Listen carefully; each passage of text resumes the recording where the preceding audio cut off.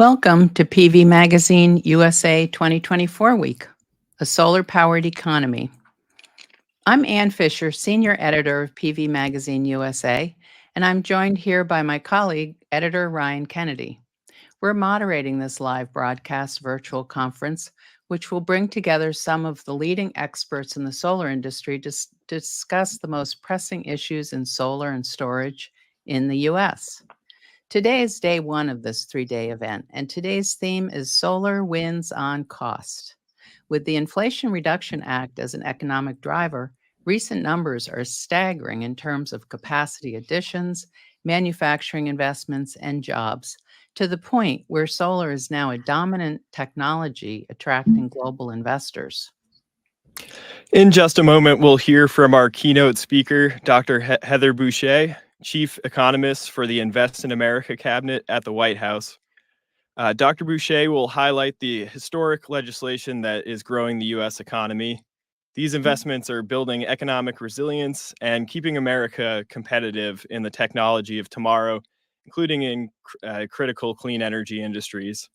After the keynote, we'll hear about tax credit transferability from Alfred Johnson, Chief Executive Officer and founder of Crux, a company that helps developers, tax credit buyers, and financial institutions navigate tax credit transactions. And then following that, we'll have a panel discussion. This is going to include ACORE, Aurora Solar, Stäubli, and Ohm Analytics. And we'll discuss the facts and figures behind what's in store for our clean energy future. We'll take a deep dive into manufacturing capacity, jobs, growth and installation, financial investments, loan guarantees, and more. And then after the panel, we'll hear from Robert Gibbons from Trinasolar on reducing risk through solar finance opportunities. After that, please feel free to stick around. We'll have a real-time informal networking and a chance to interact with each other. Before we hear from Dr. Boushey, I want to thank Platinum partners Longy and Trinasolar, as well as our gold partners Aurora, Soltech, and Stäubli. Thank you to our viewers for joining us today. You can check the agenda in the handout section, and you can send your questions in the Q&A section. Also, each day of the event, we'll draw a prize after the panel discussion for one of our viewers to receive a one-year digital subscription for PV Magazine. Now, it is my honor to introduce Dr. Heather Boushey, a member of President Biden's Council of Economic Advisors and Chief Economist of the Investing in America Cabinet. She's one of the nation's most influential voices on economic policy and a leading economist who focuses on the intersection of economic inequality, growth, and public policy. Dr. Boushey is co-founder of the Washington Center for Equitable Growth, where she was president and CEO from 2013 to 2020.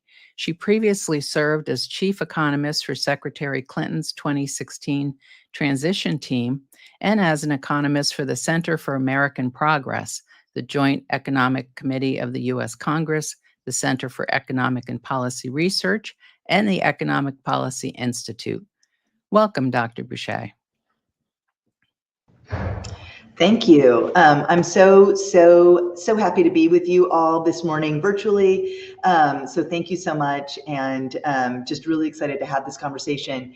As was said in the introduction, I'm going to take a bit of a big picture lens on what the Biden-Harris administration has done to catalyze investment in solar, but in clean energy technologies more generally, and why we're doing and what the economics of that are. And you're going to hear from so many other people who are going to know all of the ins and outs of solar, but I want to give you this this grounding in the overall economic strategy and why we believe that this is so important for our economic success as a country, but also for dealing with the climate crisis globally. So let me get right to it. I'm going to show, so here's the thing. I have a lot of slides. Of course, I'm an economist.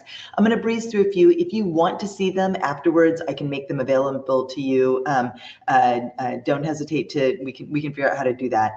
But I want to start, as I think really always makes sense, with the challenge in front of us when the president and the vice president took office back in January of 2021.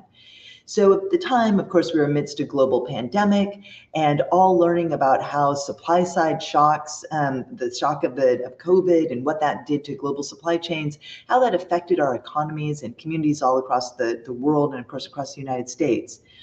But the president always talked about how this wasn't just an immediate crisis. There were long-standing crises that we also needed to address to be economically secure. And this figure shows, the long-standing growing gap between how much workers take home in pay per hour on average and how much productivity gains firms garner. And as you can see, between the end of World War II and the late 1970s, 1980, those trends moved in tandem. But after that, productivity began to outstrip wage gains, meaning workers weren't getting their fair share. This is just one metric of inequality that we can see across our economy, and incomes and wealth and economic mobility all moving in the wrong direction towards more unequal. And at the same time, of course, we know that we are experiencing this existential crisis of climate change, which this chart shows how that translates into economic challenges, particularly for the federal government here in the United States. The number of billion-dollar natural disasters has been rising year after year. And of course, we've just witnessed these hurricanes in the southeast of the United States that are costing so much money and so much economic damage. So we had this historic pandemic and the supply side shocks on top of these long-standing challenges, which meant that the president wanted us to focus on not just building back from the immediate crisis, but building back better. And what did that mean? What did that look like? So with the help of Congress, the president and vice president passed into law 4 historic pieces of legislation: the American Rescue Plan to bring us back from the pandemic and make sure that we could get this recovery on a strong footing. And then, of course, the what I like to think of as Bill, CHIP, and IRA, the Bipartisan Infrastructure Law, CHIPS and Science Act, and the Inflation Reduction Act, which were designed together and are being implemented together, where these 3 laws are making foundational, game-changing investments in infrastructure across our economy, as well as productivity-enhancing, sector-based investments in semiconductors and in clean energy technologies. And together, moving us onto a strong foundation of an economic recovery on top of the investments that we're making in things like the grid and the electric vehicle charging network that are making it possible for new clean energy technologies to become embedded in our energy systems around the country. This is what those last 3, Bill, CHIP, and IRA, are all about. And really, these pieces of legislation, the last 3, comprise what we call our modern American industrial strategy, which is really taking a stand for the first time in many generations that what we make in the United States and how we make it matters to our economic success, to our national economic security, and to our energy security. And this is different from the previous ways we've thought about economic policy. We are saying that some sectors are actually really imperative for us to produce domestically and to think about how we want to engage in international trade around. And here, semiconductors are so important. We saw during the pandemic how access to semiconductors was curtailed, and that led to higher prices across our economy. And we saw how vulnerable we were, of course, because semiconductors are disproportionately located in one country. That's a monopoly, and we need to be thinking about how to make sure that we have diversified our sources for this very important technology that's in everything around us. And then the same thing around clean energy. We've seen that how concentrated clean energy production is, and that China has monopolized core parts of the clean energy supply chain, particularly in solar, which means that we are less resilient and less able to be able to move forward on a clean energy economy unless we really thought about investing in those strategic sectors here in the United States. So I want to tell you a little bit about some of the tactics that we've used that transcend many of these technologies. I'm going to do that by showing you a slide that has some of the supply side ways that we think about investing along the commercial to innovation pipeline just in clean energy. So this is, we have long invested in clean energy technologies on the research and development side. In fact, for many years, the Department of Energy really was a research agency. And what we are doing now through the Biden-Harris Invest in America agenda is investing along that pipeline towards deployment at scale. So the Office of Science or ARPA-E are really thinking about that more research and development side. And then something like the Loans Program Office is really helping to show that those first of a kind projects that can get to bankability, that can deploy at scale, it can drive down costs. So using the tools of government to do that. And of course, alongside this, the host of tax credits that the Treasury is administering that make it more affordable for these new technologies to be put in place. I really want to stress that throughout our modern American industrial strategy, there are some programs that are about a grant or a loan that's to a specific firm that the firm has to apply for and where there's a winner is being chosen. But for much of the money that we are spending on clean energy, it's through production or different kinds of tax credits that any firm can apply for, so long as they are engaging in the sector that we believe is so important around clean energy. These firms will get more money if they invest in a low-income community or do things like pay prevailing wages or use registered apprenticeships. But you can get a credit if you don't, but you get more of a credit if you invest in ways that are going to be really beneficial for communities and building out a more robust community around these investments. So that's a little bit about what we've done in the bigger economic picture. I want to show one more slide on clean energy in particular. I want to emphasize that as we've done this work, the enormous need is always front and center. So in this slide, you can see on the left-hand side, we know that there's enormous need for financing for new clean energy technologies, and that much of this will be private sector dollars.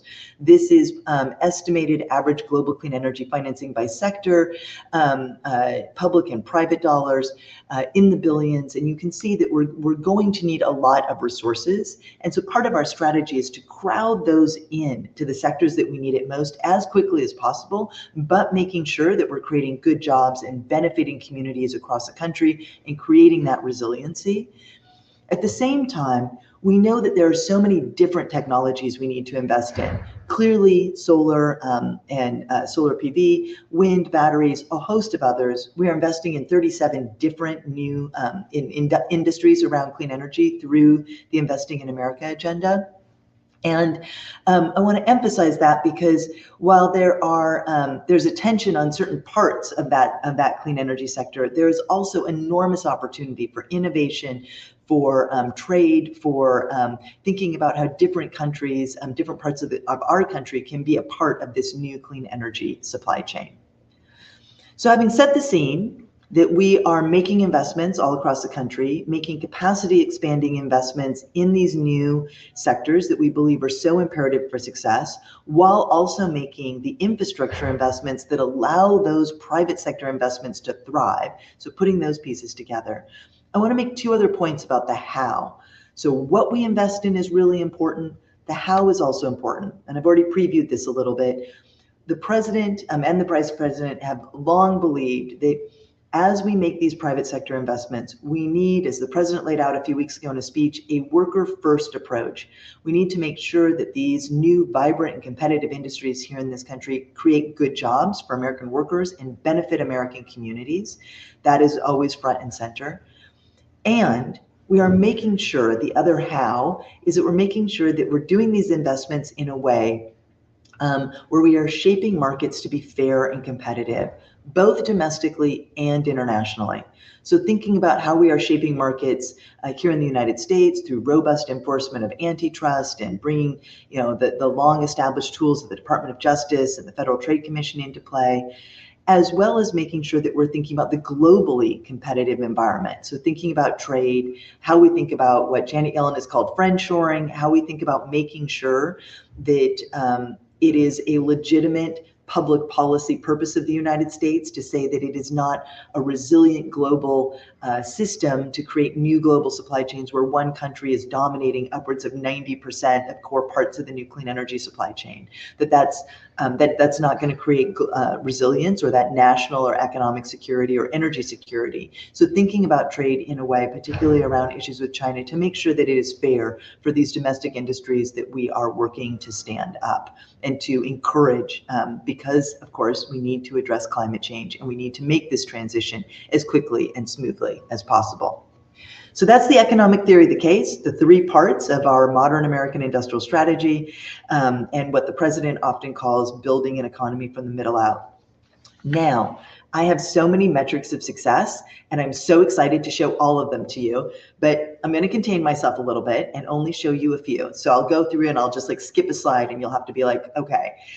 But first, I want to start off by showing the strength of this economic recovery, because that is the foundation for making these private sector investments. So this has been one of the most historically strong economic recoveries in generations. This chart shows the jobs relative to business cycle peak going back to the 1990s recovery. You can see that we created jobs faster and more swiftly than the early 1990s, early 2000s, recovery from the Great Recession, the global financial crisis, that this has been a very strong jobs recovery. We got the unemployment rate down to below 4% for a 30-month streak, something we hadn't done in over half a century. And we've now kept it in the low fours since then. So it's come up a bit, but that is to be expected as we make this recovery strong and stable. We have seen growth outpace other countries. It has outpaced expectations. 2 years ago, this month, Bloomberg predicted with 100-degree certainty that we would have a recession by the end of the year. That did not happen. Growth over the past year was over 3%. We've seen strong economic growth. And yes, we have seen prices rise, and certainly that has created challenges for families across the country. The economic research that is coming in really does show that a lot of that was supply side driven due to both the pandemic and the supply side challenges, as well as the Putin's unprovoked war in the Ukraine that upended global energy prices. And we have seen that inflation is now down to about where it was pre-pandemic, and inflation in the United States did not rise as fast as it did in other countries and has come down faster. So this has been an enormously successful foundation for our modern American industrial strategy. So now I want to get to some metrics of success on the strategy itself. So going here, as of now, we have over $910 billion in crowded in private sector investments across the country. And so it's all of these dots all across the country, in semiconductors, in clean energy manufacturing, in batteries and electric vehicles, in heavy industry, in clean power. This is happening everywhere. And you can see these nodes developing in places around the country. Over the past year, I've had the opportunity to travel to 19 states to see these investments in action and to talk to local economic leaders about how these investments are playing out in their local community. And one of the things that you hear time and time again is that communities are coming together to build out new communities of practice around particular technologies. So I went to Moses Lake, Washington in the Pacific Northwest, and they are working to build out new technologies around batteries, or looking at different parts of the country that are building out technologies around semiconductors and that full semiconductor supply chain. So the fabs, but also the packaging and the other pieces, or places that have received funding to build out new clean industries, new industrial processes. We were just visited Cleveland this past week to learn how Cleveland Cliffs, which has received a couple of grants to do clean energy, clean industrial processing, is making change and is affecting that whole ecosystem. So we've been thinking not just about the one factory in one place, but how you build out that ecosystem. And that is why so it's not just us crowding in a private sector investment, it's the infrastructure around it. It's making sure that we're thinking about education in schools and a worker first approach, bringing unions along, and also making sure that these markets are fair and competitive. So alongside these investments happening all across the country, we are seeing that we have seen a doubling of the investment in private manufacturing construction across these United States. There have been a number of news stories over the past few days talking about this historic investment and how much stronger this is than in other countries. Here in Washington, D.C., it's a week where there's a whole bunch of international folks in town for meetings at the World Bank and IMF, and the IMF just noted that this investment is strong and is boosting productivity here in the United States, outpacing our economic competitors. This bump up in private manufacturing will have long-lasting changes in communities all across the country, building out new ecosystems as well as for productivity for years to come. You can see in this chart that contribution of new investment in manufacturing construction is historically high as a share of our gross domestic product, going back to the mid to late 1970s. So this is not just a 1 month, short-term thing. We have seen many quarters now of historically high investment in new manufacturing, much of it connected to clean energy or semiconductors, a strong share of GDP, driving economic growth and driving towards success. We have also seen that has meant that we are improving our capacity over time. So there's been a lot of news stories, and I've got just this slide and two others that I want to show before I will stop and you can ask questions. But one of the things that we've seen a lot in news stories is, are we moving fast enough? Are we doing good enough? And, first of all, I can say from my perch here at the White House, my colleagues here and across the agencies are working at record speed. So they are doing all that they can. But the real question that you need to ask yourself is, what is the metric of success? What is a reasonable way to measure success?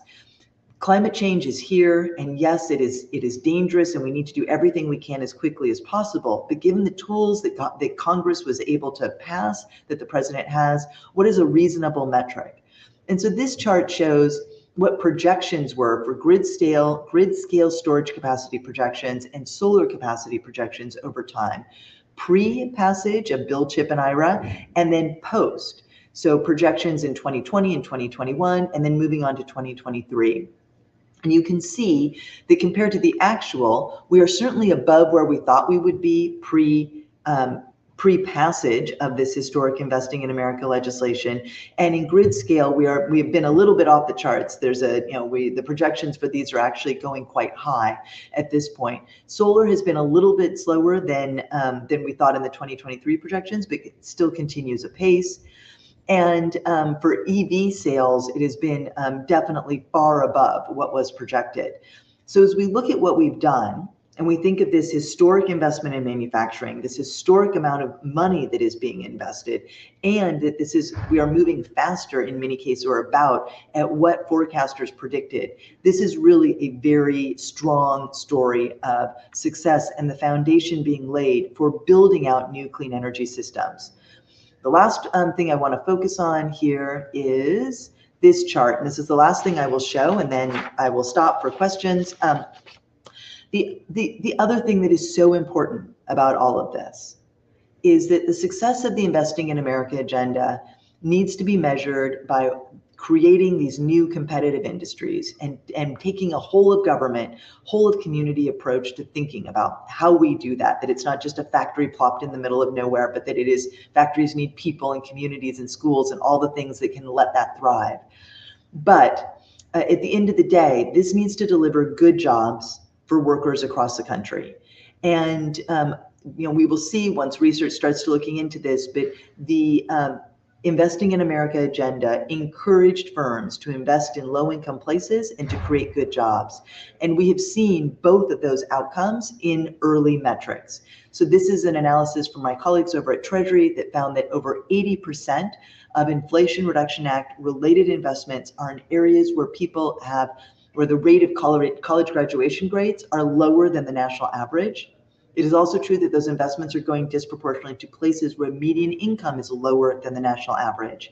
That means that we have finally done something about a nation that for over half a century has been growing apart with rising inequality. We are seeking and have achieved some success of crowding in private investment to the places that need it most, to revitalize communities, to create economic opportunity, and to create thriving industries in what matters, which is moving us towards a clean energy economy. Solar is so profoundly important to all of this, but it requires that also that larger ecosystem. So thank you for giving me the opportunity to lay out that big picture narrative and what the Biden-Harris administration has been doing to foster economic success.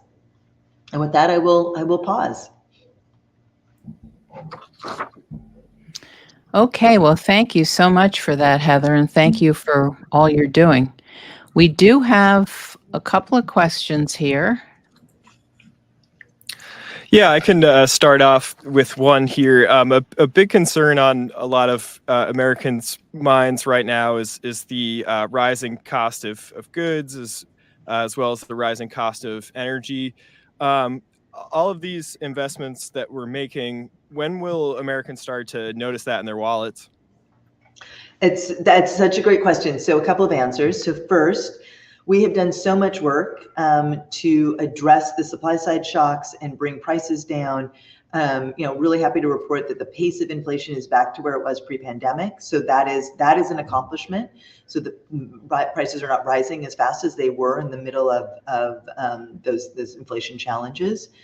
And these investments, I mean, I will be honest with you, they don't just happen overnight. They're not magical, right? And anyone who's ever done a startup or who has tried to build out a new productive capacity or a technology where you've got it and you think you can work it, but you're taking it to scale and there's challenges. On the visits that we've done around the country, you can see that happening in action. We were just at a location last week where they were still putting the roof on it. So what we've seen, and one of the slides that I skipped, is that we've actually seen a historic increase in the number of construction workers across the country in non-residential construction. And of course, we also do need to be building housing, so that's a separate but related issue. But we are seeing people being hired to do construction around the country. That construction is happening. But our estimates internally are, and from talking to people, it takes about 18 months to 2 years for new construction and manufacturing to lead to those manufacturing jobs, which then leads to that new product, which can help us lower costs. It is proceeding apace, but that will take some time. But one of the things I just want to stress is that while it is so exciting to see the cost of wind and solar come down so much, and that these are really now efficient technologies, that build out of the grid, the build out of the battery storage, all and the other pieces are so important to being able to really capitalize on that. But we know, and in fact, we were again just visiting a place that is working on building out new capacity in transformers, for example. We know to build out the grid, we need more transformers. We need that industrial capacity to do the thing. So seeing firms putting those pieces together and doing it as quickly as possible so that they can have a vibrant industry, that's what we're seeing, and it will deliver, and it's starting to already. Thank you. Okay, great. I have another question here about the Inflation Reduction Act. With it set to expire, if it does expire, are there programs in the pipeline now to replace it? And when do you feel the PV industry will reach a standalone point where government subsidies are no longer needed? Great, those are two great questions. So first, the Inflation Reduction Act is a 10-year law. So many, most, if not, there are a few, but most of the tax credits in there last for a decade. And so I think that's a really important piece to bear in mind. We've got a lot of running room here. And for that not to be the case would require an act of Congress. 18 or 19 members of Congress just wrote a letter to the speaker saying, Republicans saying that they think actually these are really important and they're important for their communities. As I noted, these investments, these private sector investments are going disproportionately to communities that need it most all over the country. That means elected representatives are hearing from their constituents about how important these investments are. And again, I've seen that with my own eyes. I've met with a ton of people on both sides of the aisle who are so excited about what is happening. That gives me a lot of hope that that there's some sticking power there. I think that the question around Wait, can you repeat the second question? Because I got a little distracted there for a second by my excitement over the 10 years. Okay, the second question. Sorry, I have to scroll up to it here. Yeah, when do you feel the PV industry will reach a standalone point where government subsidies are no longer needed? I am here at the Council of Economic Advisors, and we had a chapter in last year's Economic Report of the President that looked at that question of, when do you get, you could call it a tipping point, when do you get to that point? And I bring the word tipping point in because one of the things that's really important is that solar it's not a standalone, it's a part of a system. So when you're talking about, when will it be able to stand alone? Well, that is, when do you get to a system that is actually calibrated and optimized for using clean energy technologies? I feel like I hear all the time people will throw up these problems with building out clean energy that are basically, we've built a system optimized for fossil fuels. That's the way we price it. That's the way we think about it. That's what our transportation systems are made for. Everything is built around the system that we have. And we're moving to a new system. And so you need to build out all of those pieces. It's not just having enough solar panels. It's, again, having the grid, having the way that you are financing those investments be consistent with what's best for clean energy technologies. And so solar will stand alone once we have developed those new systems that can optimize for the success of these new technologies. And that is literally what we're doing as fast as we can. But it's not one thing. And I think if there's one theme from how we have seen our economic agenda is that you can't assume that you are going to build out a clean economy just by looking at all these pieces in isolation. You have to think about the systems that we are seeking to change and how to bring people and communities along and understand and see how they will benefit from it. So we will be at a new equilibrium, and we can see that it's just on the horizon. We're building it, but it requires really thinking about that whole systems. Thank you. Yeah, it looks like we have time for maybe one more question. A few questions more about potential repeal. It sounds like the IRA is quite sticky in the way it was designed. Do you happen to have any analysis you could share about what would happen economically, the damage, if there were key elements that are repealed, especially the ones that have been sort of forecast in the media to be most likely to be repealed? Yes, I have a memo on that. Actually, I literally was just looking at that earlier today. Funny you would ask. I think that the thing that I worry about the most is connected to my last answer, which is that, it's connected to everything I've said. So, one of the huge economic costs is the sunk costs of all of these private sector firms that have said, hey, we see where you're going. We're going to take a risk. And, we visited these firms, and to hear them say, we are doing this because you have said you're going to switch to clean energy. So we're taking a risk. We're investing our capital. We are building up this firm. We're hiring all these people, assuming that we are still on that path. And so one is the loss of trust in government and what it can do, the loss of that capital and that innovation, and where does that go? The loss of U.S. leadership in really important technologies. Right now, we're an energy exporter. And we need to think about, right? I always try to remind people, I think the solar crowd knows this, but often in rooms I am with folks that aren't in clean energy, you have to remind them that energy is in everything. How much we pay for energy, whether or not we have access to it, it affects all parts of our economy, from transportation to how we're heating and cooling our buildings, all sorts of costs that firms and families face. So, the cost of repeal and allowing the United States to not play a leadership role, then what kinds of costs will American businesses and families be facing for years to come if we don't have access to those technologies because we chose not to build them out? So those are some, I think, fairly big, significant long-term costs that are hard to quantify. But then I also think that there is the systems, right? So local governments that are building out new systems and utilities, or they're building out electric vehicle charging networks, who are investing in the technology to make all of this happen. We will also lose that those local resources that have been invested. And then you add to it that for every year, we are not making progress we need to on lowering emissions, and US companies and the country providing that leadership to the world, showing how technologies can be commercialized at scale and bringing those costs down. Every year we don't do that leads to more and more, that first chart I showed you, expenses due to the cost of climate change far out into the future. We understand the next 20 years are baked in, but these costs are only going to mount. So really, when you start adding that up, it's a terrifying list of costs. And as an economist, I can tell you that sounds like a bad idea. So we should really focus on doing the most economically efficient thing, investing in these sectors, making sure that they're fair and competitive, and creating good jobs so that people and communities see the benefit, the direct benefit for them. Excellent. Thank you so much. Okay, well, I think we're just about out of time, so I just wanted to say thank you. It's great to have you with us and to hear about how these investments are building economic resilience and keeping the U.S. competitive in clean energy and other important technology sectors.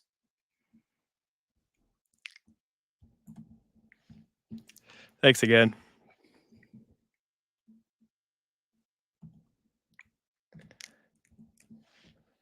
All right, and now we are moving forward to our presentation with Crux. A major driver in the Inflation Reduction Act's success is the creation of a tax credit transfer market. Under a tax credit transfer transaction, renewable energy developers and owners are able to sell tax credits to entities with a tax appetite in exchange for cash, making financing easier for new clean energy projects. We're pleased to be joined today by a leading expert in the field, Alfred Johnson, co-founder and chief executive officer of Crux, a sustainable finance company changing the way that clean energy and manufacturing projects are financed in the U.S. Before founding Crux, Alfred served as deputy chief of staff for the U.S. Department of Treasury. Earlier in his career, he was vice president in financial markets at BlackRock and senior advisor for financial markets at the U.S. Treasury. He's also been special assistant to White House chief of staff. Welcome, Alfred. Thanks for joining us today. Thanks for having me. Great. So it is always a privilege to follow Heather, who sets the table so beautifully on the economy and how this all fits into context. I am going to go deep today on the Inflation Reduction Act and particularly the tax credits within the law. The IRA, as Heather pointed out, is the largest climate law passed by any government ever, and it makes substantial use of credits. The credits make up about 2/3 of that very large piece of legislation. So I'm going to talk about two things principally today. One is how the market for the tax credits works, and particularly how people are monetizing those credits through transferability. And then second, I'm going to share data from our latest market update, which we produced yesterday, actually. And you can follow along at cruxclimate.com. It includes data from about 27 million of commercial transactions, including publicly announced transactions, deals that have closed on the Crux platform, bidding data from our platform, and survey data that we've collected from the market. So we'll share a lot of detail on what we are seeing in real time as this market continues to evolve quickly. But first, transferability and the market for tax credits. So the IRA, by construction, makes significant use of credits, and in the process of doing that, creates a multi-hundred-billion-dollar market in transferable credits. This market is intended to accelerate the growth of clean energy and decarbonization broadly. The IRA includes the ability for companies that make lots of different kinds of products and invest in lots of different kinds of facilities to take advantage of these tax credits. The specific technologies covered within the IRA that benefit from credits are listed on the right-hand side of the screen. And specifically with solar, there is both the investment tax credit that's associated with investment in solar facilities and production tax credits that are associated with the production of energy from those facilities. There's also the credits that are associated with manufacturing of different components in the solar value chain called the 45X tax credit, that it is becoming quite popular, and I'll share some detail on what that market looks like. Historically, we have used tax credits in the past, but historically, you weren't allowed to sell those credits. The only way that developers or manufacturers that did not have sufficient tax liability were able to access the cash associated with their tax credits was to invite an investor into the ownership structure of the asset through a market known as the traditional tax equity market. That was about a $20 billion market when the IRA was passed. It's about a $25 billion market today. But the structure there is investors are investing into the development asset and then receiving the tax benefits in association with that investment. As Congress looked at the huge increase in the use of tax credits for all the different categories of decarbonization and clean energy, they did not believe that the market for traditional tax equity would be able to consume those credits, and created transferability, which now allows for the seller to directly sell the credit to the buyer, generally a U.S. corporation, without having to create a partnership structure to monetize the tax credits. Again, there are a number of different kinds of transferable tax credits. There are Section 48 investment tax credits that are associated with the investment in the facility. There's Section 45 production tax credits that are associated with the production of energy, components, or materials. And there are 12 different kinds. Who can purchase them? Buyers and partnerships. And today, we're already seeing a diverse set of buyers participate in this market in a way that is very encouraging and is playing out in healthy pricing across the market. And then how do buyers apply their transferable tax credits? They'll claim it in the tax year that is the same as the tax year of the seller that has sold them. And they're able to carry those back, the credits back for 3 years, or carry forward for 22 years. Again, these are supporting all parts of the solar value chain. The investment tax credits are supporting project development. The production tax credits are supporting the production of energy that is coming out of these systems. And then the 45X manufacturing credit is supporting domestic manufacturing of PV components. Great. So quickly on our market update, again, Crux is the platform, central platform for the transaction of credits of all different shapes and sizes. We've done deals in wind, solar, bioenergy, EV charging infrastructure, geothermal, 45X of all different sizes and shapes, with all different kinds of buyers on the other side of the transaction. To give some detail on the platform itself, we've had more than 19 billion of credits listed on Crux since we have existed. Our fastest deal has closed in 17 days. Actually, we have since beat that number and we'll announce that deal soon. There are 275 parties on the platform on all different sides, sellers, buyers, and intermediaries. We've got more than 20 intermediaries that are participating in the platform and making markets, finding transactions via Crux. We've seen more than 16 billion of bids so far in 2024, and 70% of Q3 supply that came onto Crux got a bid within the first 7 days. So the market is quite vibrant. And if you've got credits to sell, we'd love to talk to you about how we can help. So quickly on the market insights, we maintain the largest data set on the new transferable tax credit market. It includes data on more than 10 billion of closed transactions, augmented by platform data. I mentioned that we've seen over 17 billion of bids on platform. And the Q3 market update, which again you can find on our website, provides updated pricing statistics, market composition, detail on market size, and observations on liquidity. And I'll share some of the graphs that are associated with that now. So first, on market volumes. In 2023, we estimated that 7 to 9 billion transacted in really the last 5 months of the year. Treasury had to put out guidance, and then after that guidance came out, the market formed very quickly. The market in 2024 is a much larger market. So we put out our first half of 24 report that covered $6.8 billion of specific transactions, allowing us to estimate that the market was 9 to 11 billion in total in the first half of the year. We believe another 7 to 7.5 billion transacted in the third quarter, allowing us to reach 16 to 18.5 billion so far in the first 9 months of 2024. And we updated our forecast. We'd previously said that we thought the market would reach 20 to 25 billion in total sales this year. And we now are estimating that it'll be at the higher end of that range. So 22 to 25 billion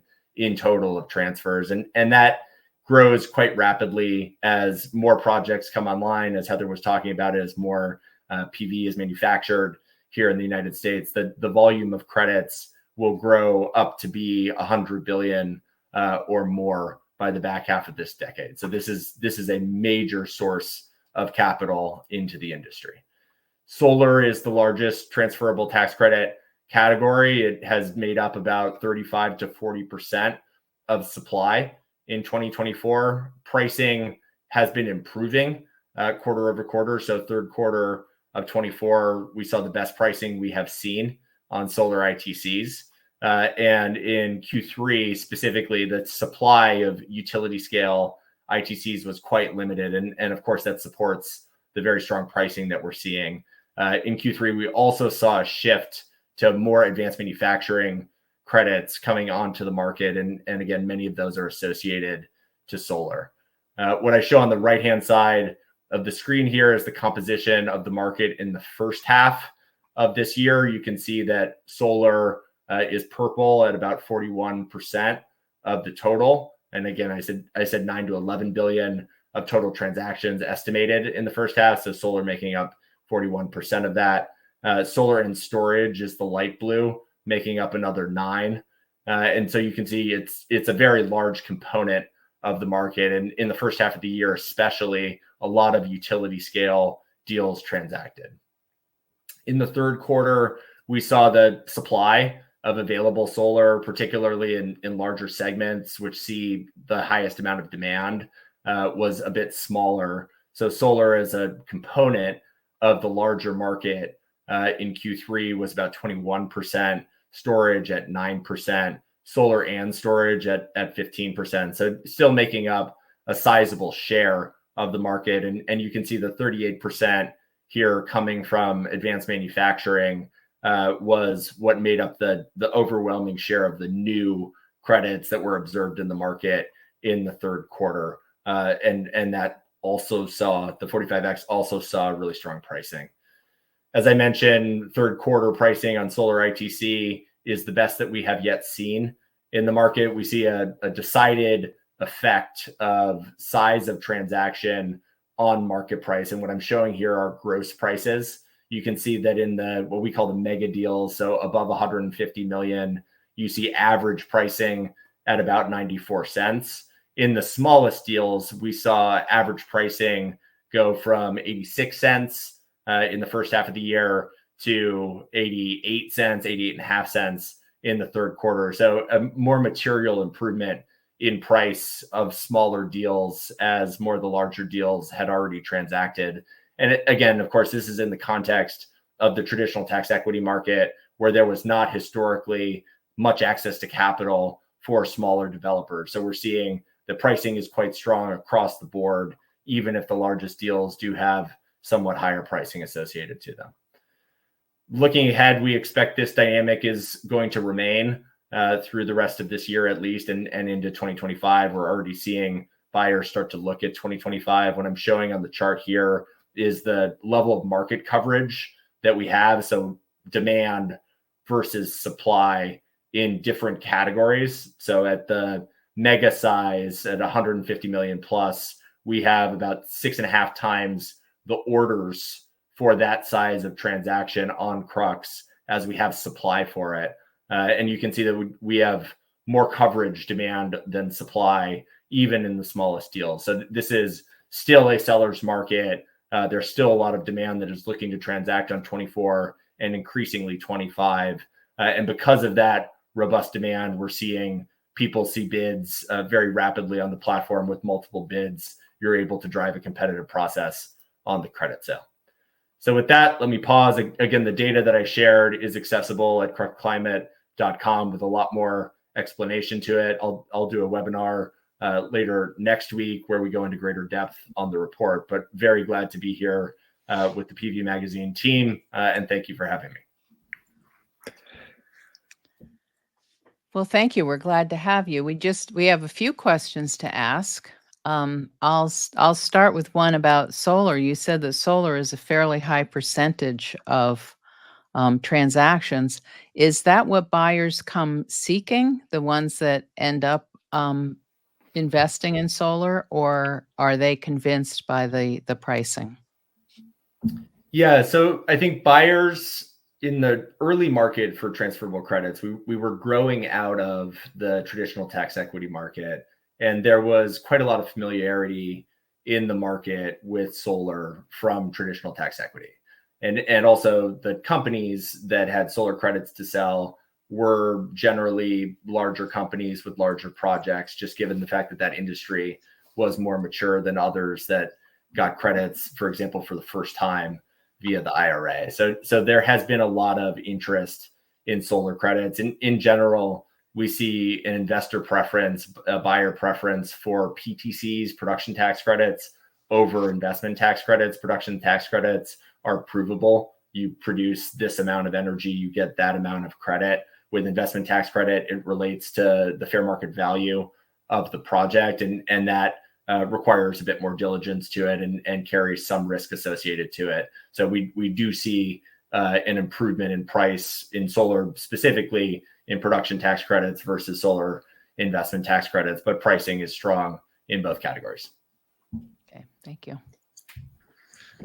And are there any elements of the tax credit transfer market that you would, the regulations around it that you'd like to see changed or clarified? Or are there additional points of guidance needed or anything that could be updated to better suit the market?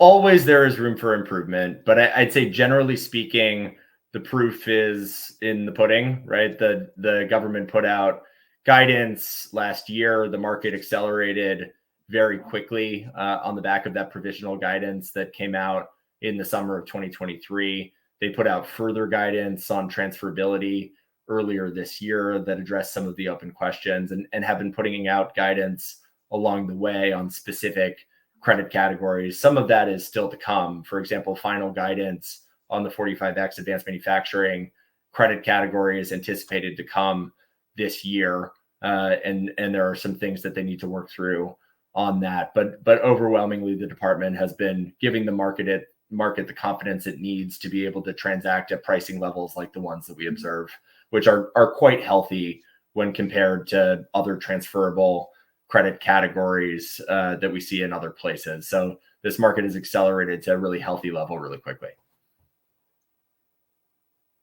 And just dovetailing on that, do you see any risk for transferability to be repealed?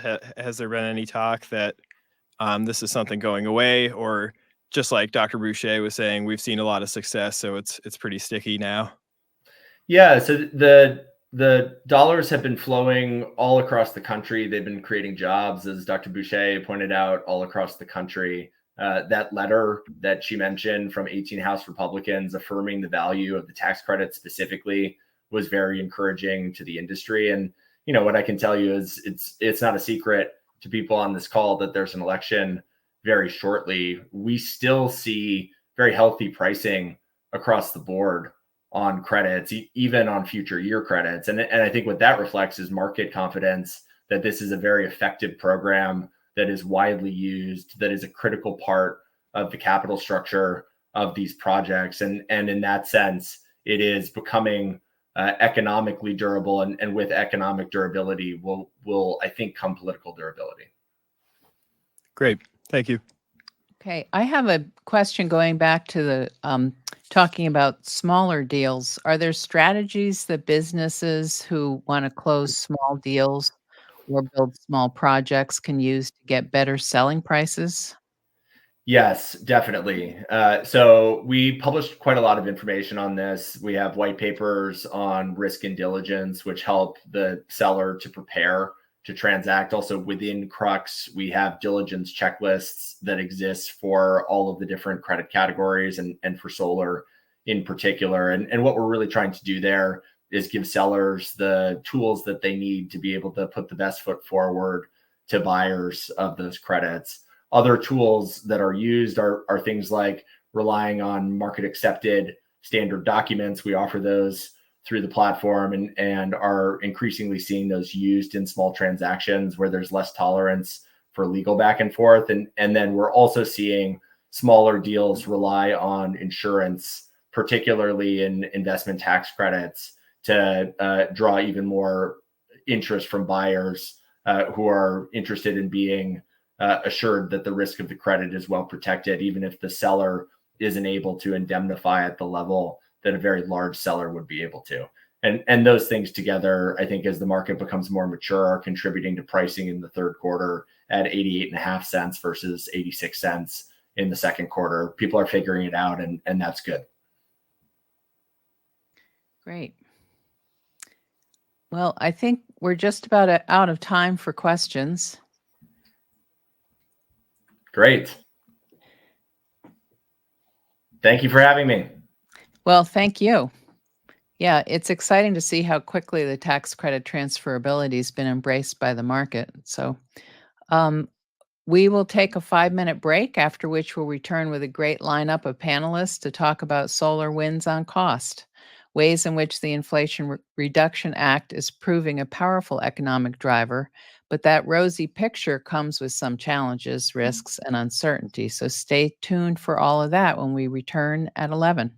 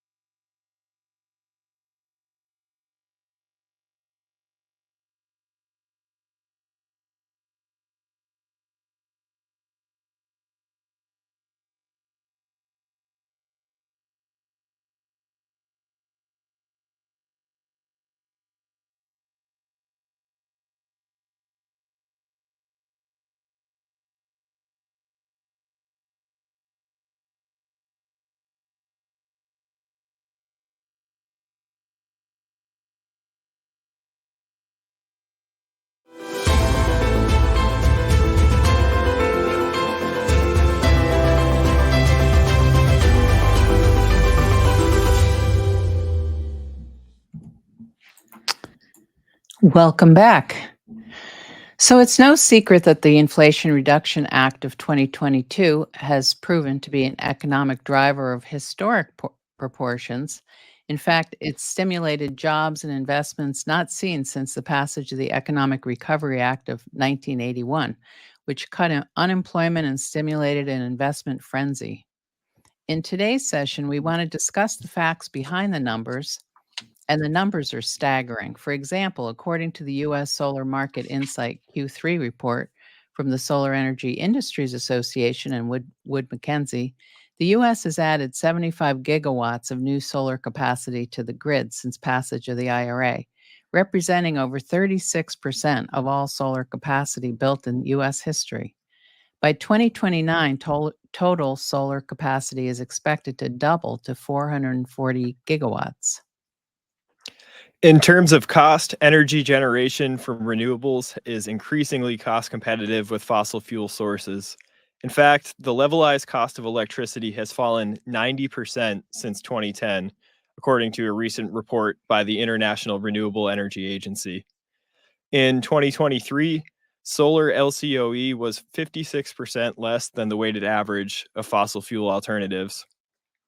These numbers are impressive, but they don't tell the whole story. Challenges remain such as meeting supply and demand, interconnection bottlenecks, permitting issues, the need for resiliency, and a lack of guidance on some IRA policies that may be holding back implementation. Let's dive into some of these issues. We're very pleased to welcome today's panel. First off, we welcome Dominic Buergi, Global Head of Renewable Energy Services Businesses at Stäubli Renewable Energy. Dominic has a proven track record of developing markets and cultivating strong strategic customer relationships.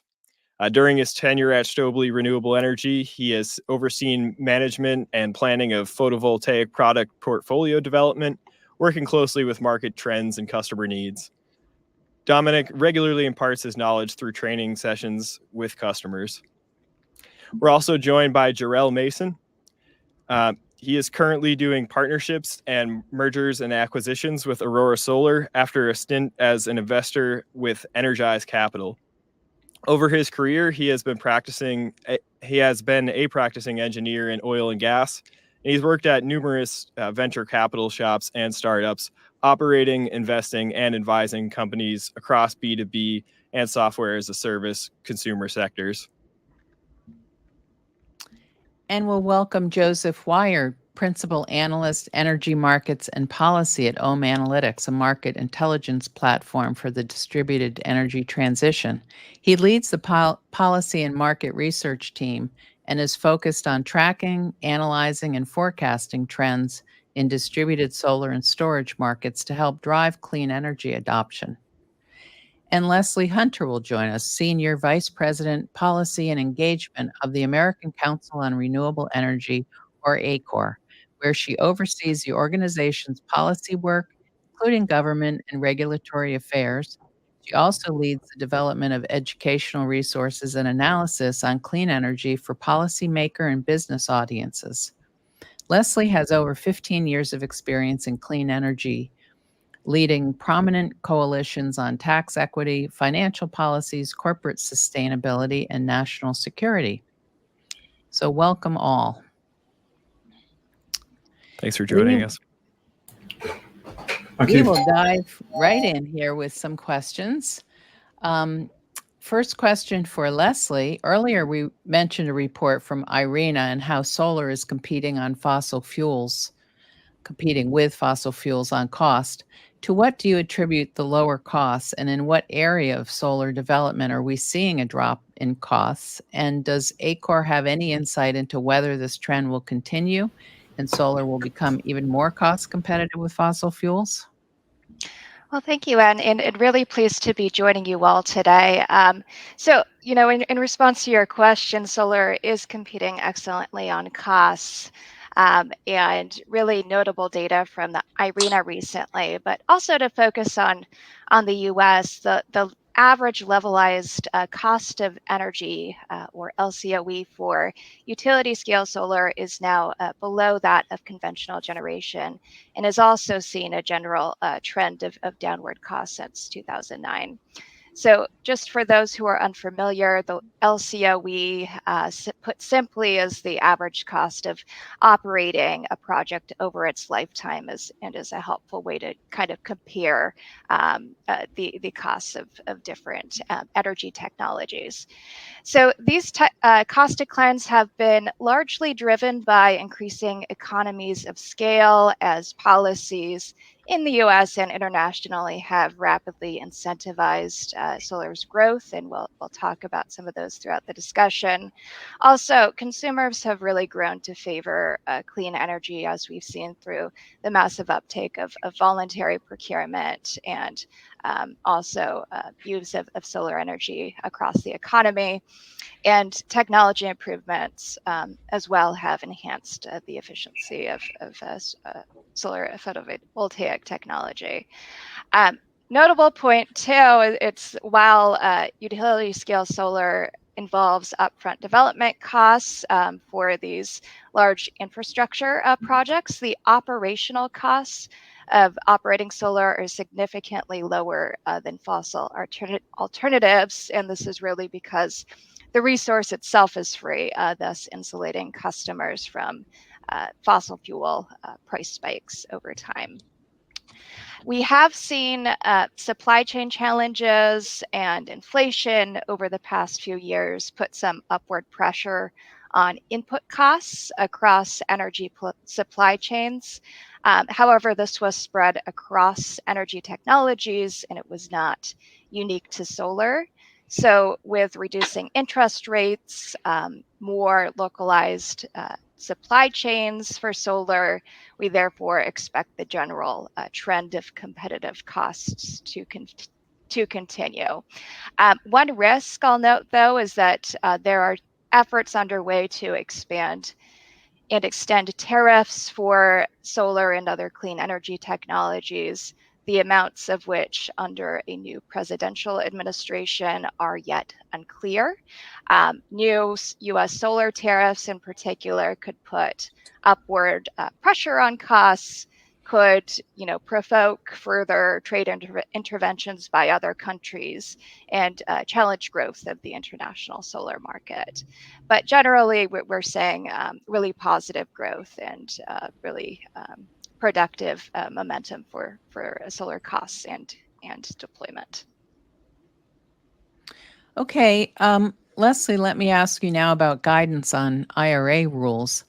Following on the presentation by Alfred Johnson on tax credit transferability, the final guidance on transferability has stimulated a flood of new investments. However, there's several key IRA provisions that are still awaiting final guidance, such as the 48 ITC, the tech-neutral tax credits, and domestic content. Why the delay, and what are the impacts on the market? Great. So yeah, the extended and expanded tax credits enacted through the Inflation Reduction Act really represent historic long-term stimulus for clean energy sector growth. And that's really demonstrated by the record $100 billion in investment seen in new clean energy generation projects last year. And that's nearly double the previous year. And per Alfred's conversation about just the investments in transferability, we're going to see another record year this year. However, so we are seeing, tremendous benefits from, how companies are able to utilize the tax credits that have had finalized guidance, from Treasury throughout the year. In particular, transferability guidance has really rapidly expanded the market for tax credit monetization as new entrants come into the sector and invest in these projects alongside traditional tax equity investors. However, there are multiple issues, as you mentioned in your question, that still have unrealized guidance, unrealized final guidance, in particular the Section 48 ITC, the technology neutral tax credits that are phasing in next year and really will be in effect for decades afterwards, and domestic content bonus credit, among others.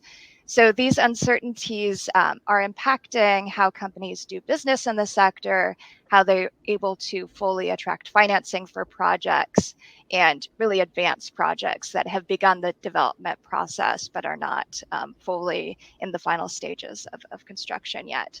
So we're working with Treasury and other federal policymakers to make sure that having rules in place will help enable companies to maximize the full suite of these tax credits.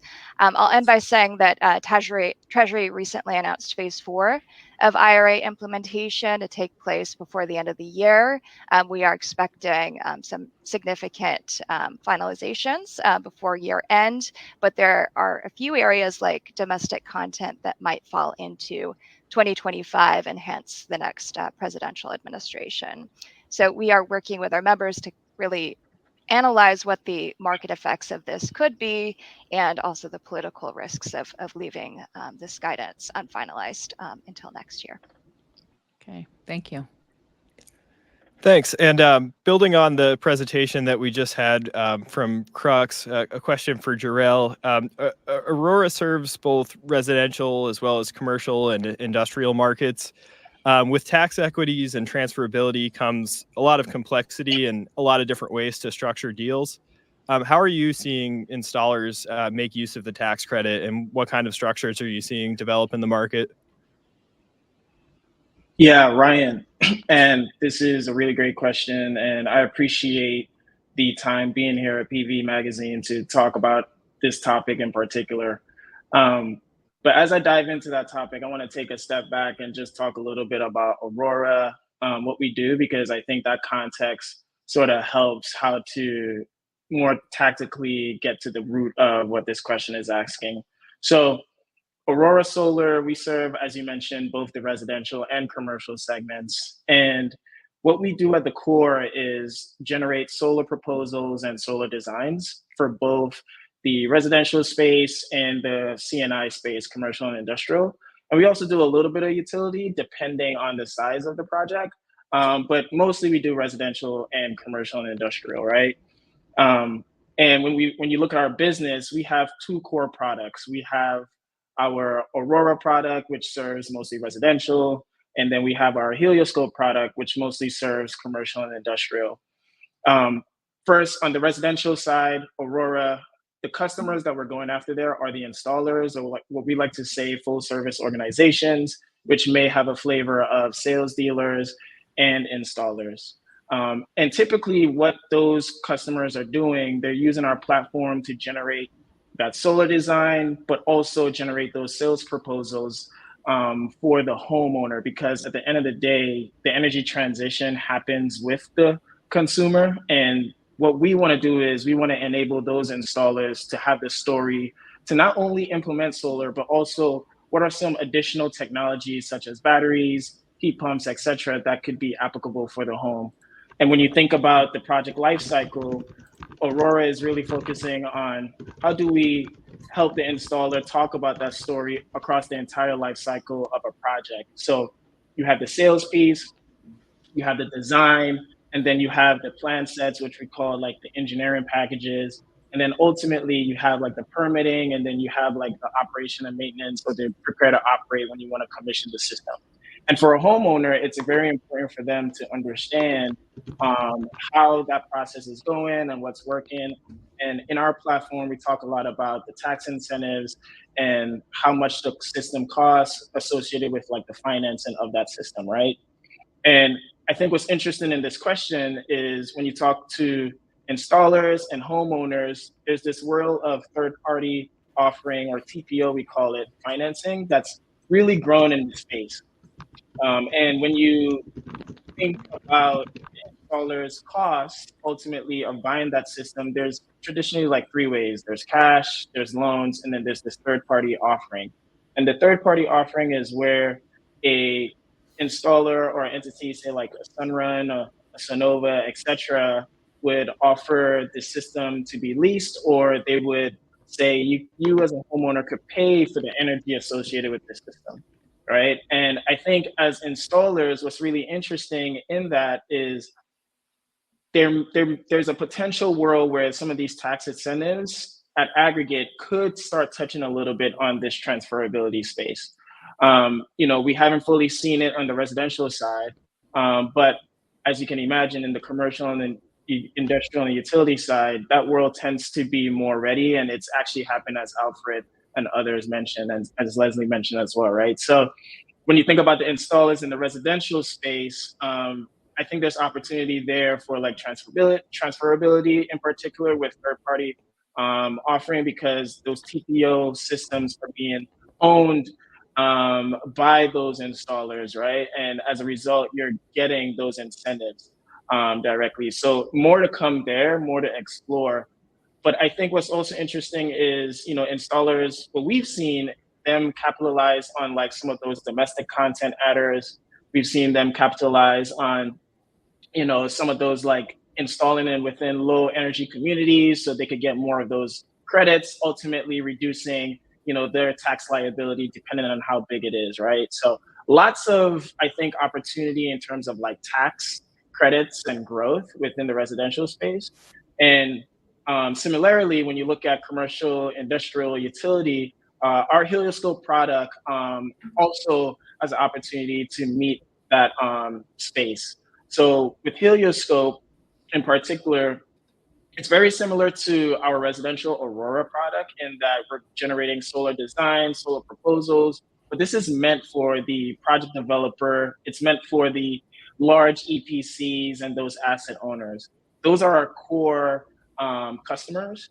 And when you think about their business and when you think about how they're trying to win deals and win them really quickly, fast in the market, tax credits and transferability will also play into that equation, right?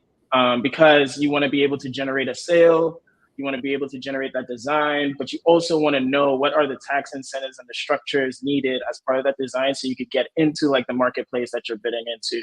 So some of those things are what we've been seeing happening within the space. And for us, we're trying to bring all of that in-house because our goal ultimately at Aurora is to enable all of our immediate customers, the installers in residential, the project developers, and the EPCs in commercial and industrial, so that they could meet those opportunities of maximizing on credits in the CNI space, for example, but then ultimately moving the installer or ultimately serving the homeowner to get the solar on their systems to see some of those like tax benefits as well.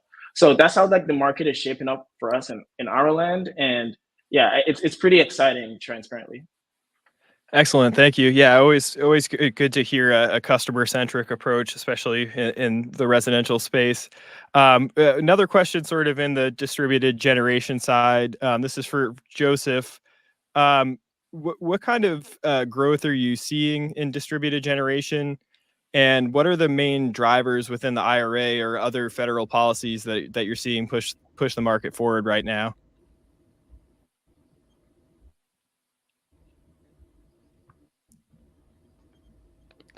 Could you hear that, Joseph? Seems like we might have some connection problems, so I think we can jump ahead. I think, Anne, you have a question for Dominic? Yeah. So, Dominic, do you have a unique manufacturing perspective on the panel? So, not just manufacturing for the solar industry, but across many sectors and worldwide. So, first off, tell us about Stäubli's U.S. manufacturing and how tax incentives in the IRA are applicable to your products. Yeah, thank you, Anne, for this question.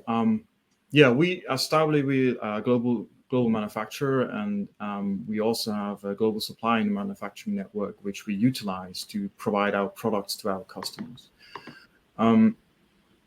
But for the solar industry, and many of our products, which are used in the North American market in the solar industry are actually produced and manufactured in the USA, and they have their country of origin in the USA. So we are currently assessing and navigating through, how this initial situation translates to the IRA compliance for our customers and us. Okay. I can hear now. Sorry about that. Great, no problem. I'll circle back to that question. So speaking on the distributed side, where are we seeing growth in the distributed market, and what kind of policies are supporting that right now? For sure. Thanks again, Ryan, and thanks for having me on this webinar. Apologies on the connection issue there. Just high level, I think, and I'll talk about this more in a second, I think the long-term outlook is very positive for distributed space, and the IRA components are a key part of that. In the near term, the growth trends for the DG space are a little bit more mixed, and we have the residential segment is down this year, whereas the commercial market, you're actually experiencing growth. So what are the key drivers of that in the near term? Well, for the residential space, net metering change in 2023 in California and higher interest rates have been headwinds for the market, and that's why our current forecast for the residential market in 2024 is down more than 20%. But we have still seen bright spots in the residential market. One of those is Illinois, where we've been seeing positive growth trends, and the market is up over 30% year over year in terms of recent demand trends. On the commercial side, our forecast is for 10% growth this year, and a key driver there is California, NEM 2 projects that are still being completed, but also you have some of these mid-Atlantic states with strong state-level incentives like Maryland, where they have net metering, they have the SREC program in addition to the federal incentives, and those are key to driving growth. But now kind of looking at the medium to long term past 2024, a couple of interesting themes that we've been tracking in regards to the IRA components that will be driving growth. One of those is the IRA adders, right? Especially the energy community adder, which we see as driving growth in existing but underpenetrated solar markets. And we've been talking to some larger installers, and we've heard that they are looking to expand to Pennsylvania or even exit other markets to focus on Pennsylvania because of the energy community adder there, the LMI adder potential, as well as some of the state-specific incentives like net metering that they have in Pennsylvania. On the commercial side, Pennsylvania is also really interesting to developers right now, but we've also seen a lot of interest in Texas because of the IRA adder applicability, low development costs for some other markets, and we've been seeing really high double-digit growth in commercial leading indicator data within Texas. So that's indicative of future growth in the Texas market. And then the other key IRA growth theme that we're seeing is that new markets, almost entirely new solar markets, are opening up with the domestic content adder because it's pushing solar and solar plus battery economics to more viable levels. So we talked to a really large installer at RE Plus, and he was saying that the domestic content adder specifically is going to allow them to get into states where electricity prices are 12 cents per kilowatt hour. They're in that 12 cents per kilowatt hour range or less. So states like Oklahoma, Missouri that have very, very low solar penetration because they have low electricity prices. They don't have full net metering. But with the domestic content adder, you're actually going to be able to make the economics for solar plus battery work, and with the battery, they'll be able to self-consume more energy and get energy savings regardless.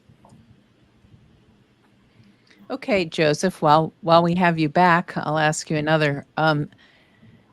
In terms of demand, we hear a lot about increasing electricity demand. What role does distributed generation play in helping both the people that own it and how it serves the grid? For sure, and we also, of course, have been hearing a lot about the increasing electricity demand. The forecasts, if you check them every quarter, every year, they're continually increasing, and a big part of that, of course, is the recent boom in AI and data centers, but also continued and increasing adoption of electric vehicles, broader electrification trends, and I have to emphasize that you will be seeing that in electricity rates. But in terms of, there's a lot of different benefits of DG that I can talk about, but in terms of rates, I would say the benefits are twofold. And the first is that DG helps protect consumers and businesses against these future rate increases. And the other part of that is that by producing their own energy and either consuming or exporting that to the grid, that's helping offset some of that increasing demand. And so through distributed generation, we can avoid, additional utility capex that will ultimately come back to ratepayers in the form of higher rates. So those are two key benefits. And in terms of utility scale projects, while those are essential, I think they're really facing a lot of bottlenecks right now in terms of supply chain. I think we heard a little bit about that, and multi-year interconnection queues. So I think right now a really interesting dynamic is that you're seeing that recognition from regulators and utilities where we're not in an era where load growth is flat and you're just utilities are kind of competing directly with DG for a set amount of load. Now it's more, how do we meet demand in the most cost-effective way? And DG, of course, is a part of that. And part of what's driving a wedge for value for DG is decreasing costs for modules and energy storage, as well as increasing utility rates. Are those both trends that OHM expects to continue in the near term? Definitely in the near term and the long term as well. So if you look at electricity prices, we see multiple structural drivers that should continue to increase electricity prices over the next year. Like I said, increasing demand, that is one of the key drivers. But one of the other key elements is there's a statistic out there that utilities need to spend more than $2 trillion over the next 20 years to replace aging infrastructure. So that's going to ultimately come back to the ratepayer in terms of higher costs. And I think I would expect electricity prices increases to outpace inflation over the next 20 years, especially in areas where demand is increasing the most, and also areas that are really vulnerable to extreme weather, which seems to be more and more areas these days. And even just in the short term, we see it in our demand data that these individual utility rate hikes, they spike sort of the consumer leading demand and interest into solar. So these local changes are having a dramatic effect. In terms of project costs, I think this might have been mentioned, but over the last year, equipment costs have fallen, and so that's been a little bit of a tailwind. In the near term, we're starting to see some headwinds from the tariffs and on the commercial side, prevailing wage requirements and how those are kind of flattening and starting to increase pricing a little bit. But in the long term, our data shows that, for example, residential solar project costs have fallen over 40% in the last 10 years, and that's despite residential solar having by far the highest share of soft costs, right, which are more sticky than equipment costs necessarily. So with the combination of this long-term outlook for rising electricity prices and solar costs being sort of trending down over the long term, whether or not there's individual bumps along the way, I think this is a really positive for the long-term outlook for solar, because it will drive lower payback periods and higher adoption. Thank you. And can I get a chance to comment on some of the things Joseph actually mentioned, because it resonates with me quite a bit, especially that cost curve. So, as Joseph mentioned, you have that hardware cost coming down, and then you can see soft costs increasing. When you think about soft costs, you think about customer acquisition. In particular, you think about overhead. And at Aurora, we play squarely in that soft cost, right? And I'm thinking back to the presentation with Heather, where she talked about like the build out of systems is going to take time. And when I think about time, those soft costs will continue to increase, whether it's going out to the customer, trying to get to land them so that they could buy solar, or simply getting a project within the interconnection queue is going to take time. Well, one of the things that we really focus on within Aurora is how do we reduce that time, and how do we enable the project developer, the installers to get the projects to the homeowner or to the interconnection queue really, really quickly. And I think that's where you will see a lot of value creation happen in the market. And I think that's where you're going to start seeing an acceleration mostly within the market as well. So as those costs comes down over time in terms of hard costs, and as those soft costs increases, you're going to need more software and solutions in order to close that gap, so like those costs doesn't get tremendous throughout the entire project lifecycle. So just kind of wanted to like comment on that, because I thought that was really interesting, what both Heather and Joseph was just touching on. Thank you. Sure, and I also want just really quickly a comment. I think there are some like some soft costs for sure, I think will increase. I think there are some positive trends we are seeing as far as adoption of automated permitting and some customer acquisition tools. I think that there are some tailwinds for ultimately some soft costs at least to come down. Thanks. And now changing sectors here, carrying a lot of the capacity that's being built for the energy transition is at the utility scale. And a big factor in utility scale solar and energy storage serving the grid is resilience and the ability to respond to extreme weather.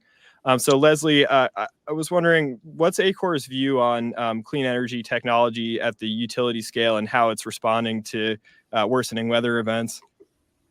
Sure. So yes, during recent hurricanes and other power challenges, solar, wind, and other clean energy technologies continue to perform strongly when the grid is under stress, and compared especially to their fossil fuel counterparts. Solar notably is durable. It can withstand a number of extreme weather events and can operate independently to island from the grid when combined with battery storage, for example. Storage also can act as a buffer when it's deployed, absorbing or releasing energy to maintain a stable grid, which is especially valuable when parts of the grid are not operating. So in contrast to fossil fuel systems, those are more vulnerable to damage. As we've seen, they take longer to repair and are subject to fuel supply disruptions, for example, when there's freezing, for example. During Winter Storm Uri, natural gas and coal plants accounted for nearly 3/4 of the outages that had occurred, deratings, and failures to start. And during Winter Storm Elliott, 91% of all of those outages were from natural gas and coal-fired plants. So as we continue to face additional extreme weather events, there has been additional weatherizing of the grid, additional deployment of clean energy generation, and we're already seeing some of the benefits of that. So we do need to continue to expand the sector to prepare for these events. And then also we need to accelerate the expansion of the transmission network to access a greater geography of solar projects and storage projects, and increase the reliability of the grid even further. I'll mention a study that ACORE commissioned a couple years ago. It found that during a Winter Storm Elliott, an additional gigawatt of interregional transmission capacity among regions would have saved nearly $100 million due to reduced power outages and energy prices. Thank you. And a question for Dominic here. In the utility scale, we've seen calls for increased standardization of the materials being used, and a call for connectors. There's been reports of issues with cross-mated connectors. How can the utility scale industry ensure that they're installing connectors the right way, they're going with the right product, and ensuring a long-term quality operation of a utility scale asset?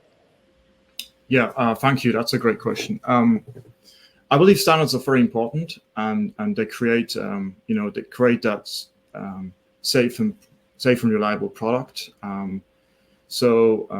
We as a manufacturer contribute to these standards and the product safety standards. And safety is like a core value and a concern to us at Stäubli. So, however, I believe the standards, they're also like beyond the standards testing possibilities. So what we do at Stäubli is we test our products beyond the normative requirements to assure maximum product safety and reliability on the electrical connections. Regarding your question on the mismatch connectors, the current codes do not allow for mismatch connectors. So that means connectors from different suppliers or manufacturers. So we support trainings. Through trainings we educate, and there is a knowledge transfer so that the workforce is trained, and that our peers are aware of these code requirements. However, besides the standards, there are also a lot of like best practices which we can implement into the DC distribution of a solar plant. And by implementing these best practices, there is a significant improvement of the lifetime expectancy on wires and connectors and the whole DC distribution system. So that's where we push for the workforce development and offer trainings and various types of information. Thank you.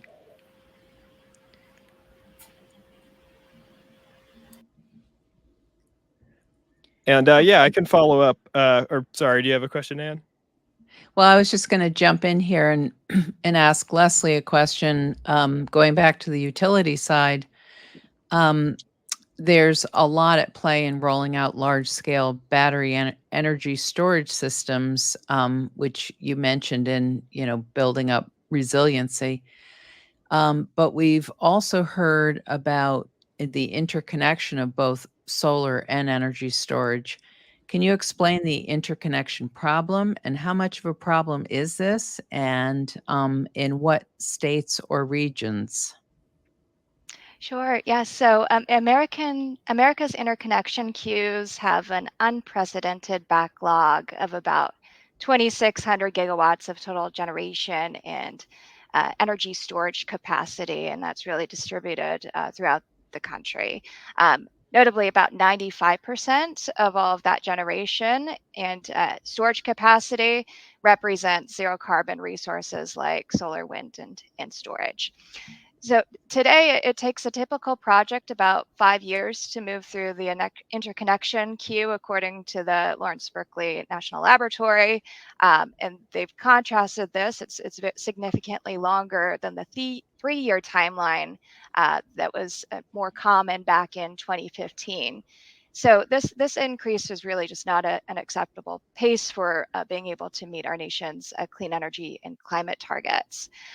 For further regulatory reforms on interconnection reform are needed. Some changes have already begun.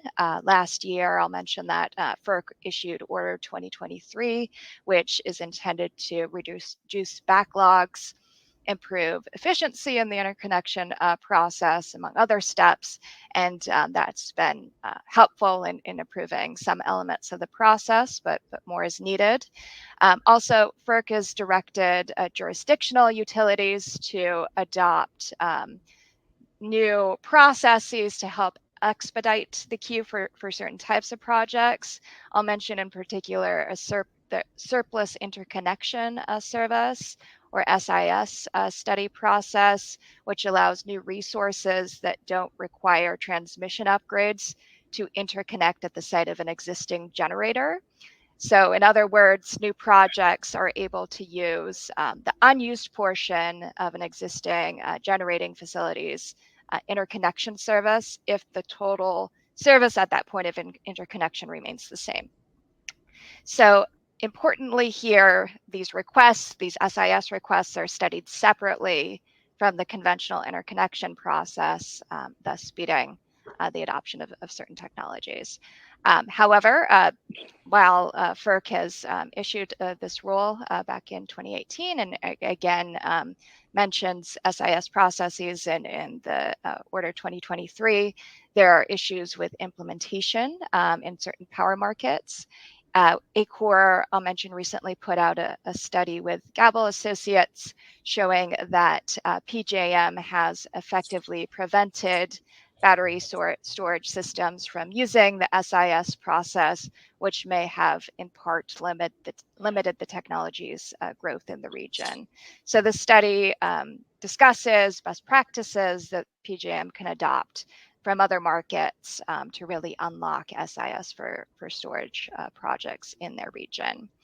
And of course, again, I'll return to transmission for a second because that's another major challenge for expanding renewables on the grid, is just insufficient transmission capacity to accommodate new resources and bring them to demand centers. So building out transmission via improved permitting, planning, and funding processes would also allow more transmission to be built and further generation of clean energy on the grid.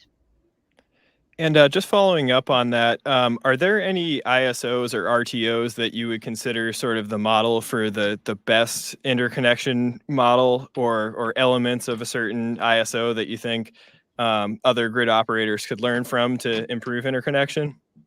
So we are not calling any of those out right now, but if anyone else on the panel would like to mention any of those, I think that would be welcome. Okay, I'll move along to another challenge, and that is workforce and training. So, Dominic, we've talked a lot about great policies that are spurring new innovative finance mechanisms and incentivizing investment in clean energy, but can today's workforce keep up with the momentum? You're involved with training at Stäubli. Tell us about the volume of skilled workers needed to meet demand in the U.S., where they'll come from, and how they can gain the skills needed. Yeah, that's an exciting question. I believe the growth of the industry will be, creating a lot of job opportunities, as you said, and crucial to that is workforce development, as it will play, a big role in the coming years. And I believe it cannot be a team effort from all industry stakeholders to train newcomers. So our contribution as a manufacturer of the PV connectors, such as the MC4 connector, allows us to offer a multitude of training programs. So these trainings are, for example, virtual or in person, and they address different knowledge levels of our industry peers, from basic to advanced. And with these and other services which we provide, we want to give guidance to the industry on how to establish safe and long-term reliable DC systems, including the wires and the connectors, as mentioned. Okay, great. Thanks. And circling back a little bit, we mentioned extreme weather and the challenges posed by that, and how utility scale solar is responding to that. But I thought it'd be useful to touch on the distributed side as well. So Jarell, what are you seeing from your customers as far as interest in solar, or storage rather? Why are they interested in storage? What kind of benefits are they getting from it? Yeah, Ryan, this is a great question. So what we've been seeing is that the interest is undeniable, and new regulations will be met with a lot of innovation. And in fact, we have concrete examples of this happening, right? So with the new NEM 3 rules in place in California, we found ourselves on this solar coaster where, the solar market has declined just a bit. And what that meant is an opportunity for batteries and storage, or solar and storage, to become a bit more prominent. So solar curious individuals are really looking for those innovative ways. And our installers are really wanting to understand, how do they tell the story of applying solar plus storage to their sales pitch, essentially, to that homeowner, right?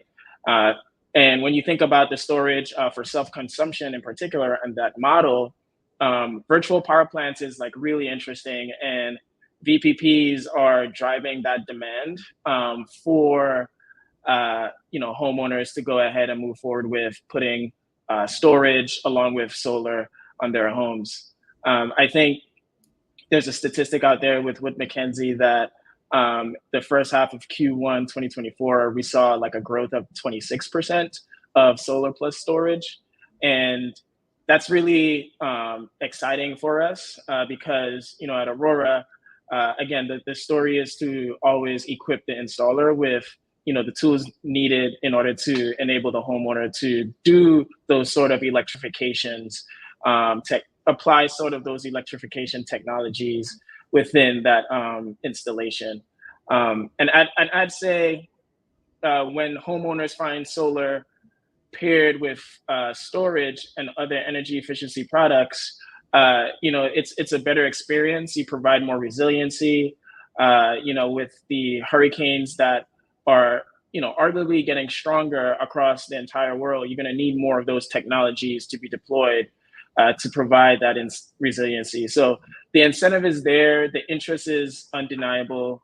And I think as this market continues to grow and, the cost curve continues to go down for some of these more expensive technologies, you'll see more adoption as a result of it. So that's pretty much what we've been seeing on our end. And, I personally am very excited to see how far we go with this. Thanks. And just to follow on that, Joseph, what are you seeing in the market as some of the major drivers for energy storage adoption at the DG scale? Yeah, I think there's a couple of different key drivers. Like Jarell was saying, I think resilience, customer resilience, is a big part of that. We've definitely seen a large uptick in our data in Texas, Colorado, some of these areas that had outages earlier this year. We're seeing an uptick in storage attachment rates. And I'm sure we'll be seeing that as well in Florida and some of the areas that were more recently affected by the hurricane, once that kind of flows into our data. But also like Jarell was saying, the virtual power plants are a big part of that. And that's a key thing for customers to be thinking about when we're looking to purchase a battery is, am I in an area where the utility is incentivizing this? Because a lot of utilities are realizing that there's a lot of value in bringing down the cost of batteries for customers. And so we're seeing more and more programs. I think we track around 100 or so live and in development virtual power plant batteries that almost all of them are incentivizing batteries. And so there's different models for how they incentivize those. Some of it's maybe a lease to the customer model, or kind of an upfront rebate with ongoing performance incentives. But there's a ton of different ways that utilities are starting to incentivize battery storage, and it's a very positive trend for the market. And even actually in some remote areas, for example, in Vermont, Green Mountain Power, they determine that's actually cheaper to give customers batteries versus spending time and money hardening their infrastructure, burying their lines underground. So I think that's a really key thing to track. Other than that, net metering, of course, is a very impactful policy in terms of how that's going to impact solar and storage. So in California, obviously, like Jarell said, we saw that big uptick in storage. Unfortunately, we had the downtick in solar at the same time. actually, Illinois, I think, is doing a much better job of this. They're doing a net metering change beginning of 2025, but they're at the same time they're adding incentives for smart inverters and for batteries. So based on installer feedback, they're saying that the payback period, the economics for solar and storage are going to be really good, and they don't see any sort of significant decline in the market like we saw in California. So I think there are better models for net metering changes going forward, and I think we'll hopefully continue to see the growth of both solar and storage. Thank you. And we have some time now to transition to questions and answers with our audience. Our panelists are available to you. If you have any questions in the chat feature there, feel free to submit them. Just to follow on what we were just talking about, the theme of this panel is solar wins on cost. A huge part of the evolving solar energy system includes storage now. So how do we continue to have good LCOE and a good cost of electricity with energy storage? I can open that up to the panel broadly, both on the utility scale as well as distributed. And actually, let me direct that to Lesley. How do we ensure that a project with solar and energy storage has good LCOE at the utility scale?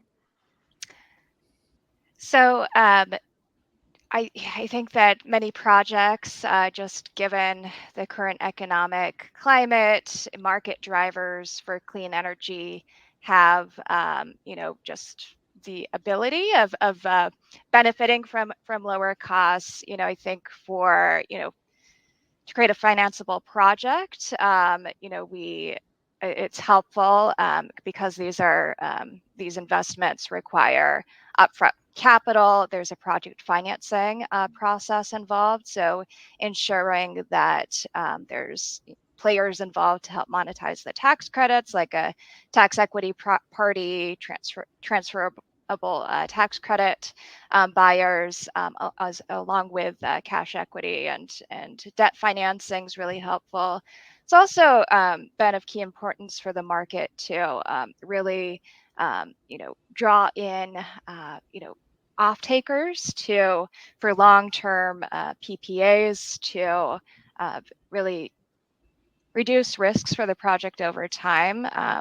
Through corporate PPAs, they provide significant price certainty and help draw in investors. Often tax equity doesn't come into a project until that contract is secured. So really, the question is about how to ensure clean energy projects benefit from lower costs. It's making sure that there's a smooth project financing process, that all the parties are brought in at the right times, and that we have a good framework for moving these projects forward. I could comment on a couple of things that Lesley brought up.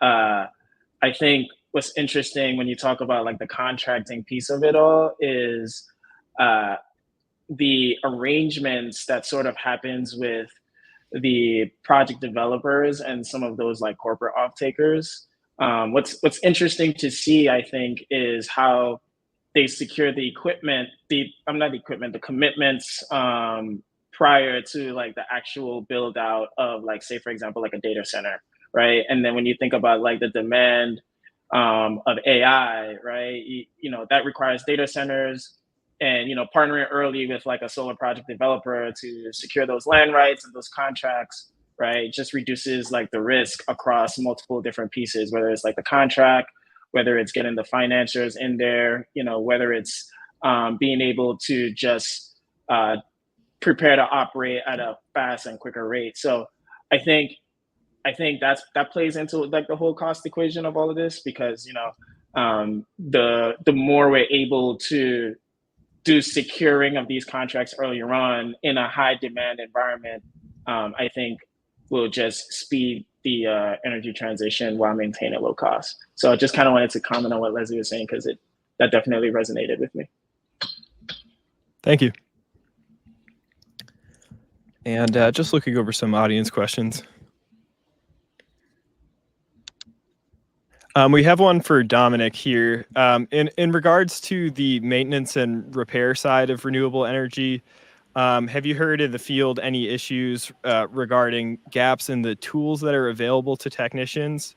And are there any test and measurement functions that would help assist with repair, maintenance, and I'd also like to add on to that proper installation techniques? Yeah, sure. So the tools, I can speak on behalf of the connectors, and especially the tools are available. I guess, there are multiple manufacturers of connectors. Stäubli is one of them. We have our dedicated tools to assemble the connectors and assemble instructions to go through the techniques and procedures on how to assemble these connectors and place them, install them into a wiring system. So that's kind of, I think, where we are today. What was the second part of the question? Sorry. What's that one? Yeah, I think you addressed more of the first part was more related to operations and maintenance, and sort of after the system is installed, are there tools in the field that could be used that maybe are not being used or something like that, but might be a better question for like an O&M provider? Yeah, I mean, as for the connectors, these are built and designed to be installed, and then there is no maintenance on the connectors. There is there is no repair parts, spare parts. That's what I wanted to mention. If there, obviously, you have to do the regular inspections on the systems, and if you find any anomalies, the connectors should be replaced. Great, thank you. Okay, I have one for Lesley. And this may be the last question that we can take. How can you measure the scale of opportunity for an individual existing solar installation connected to the PJM transmission system to capitalize on the CIS value of a storage investment? So I recommend that you look into the report that we just published. But one of the challenges, as we mentioned, in the PJM market is because of lack of access to the CIS process for storage. We've just seen weaker deployment in that market than some other markets. So identifying the actual value of having that available, it would bring on projects online that were formerly stuck in interconnection queues. But that's interesting analytical question that we'd be happy to look into further. Okay, well, we are just about out of time. Ryan, do you have any more questions? We could do a quick one. How about a fun one? If there could be something on your solar wish list for next year, something that you'd like to see change either in the market or with regulations, what are you hoping to see in 2025?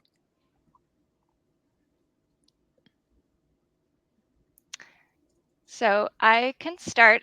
We are, of course, want to see finalization of all of the elements of the IRA that are still pending. And then one other key area that would be helpful for transmission growth in particular is a transmission ITC. This was under discussion throughout the development of the IRA and didn't end up coming to fruition, but something that would really benefit the growth of transmission projects nationwide. Thank you. Any other 2025 wish lists?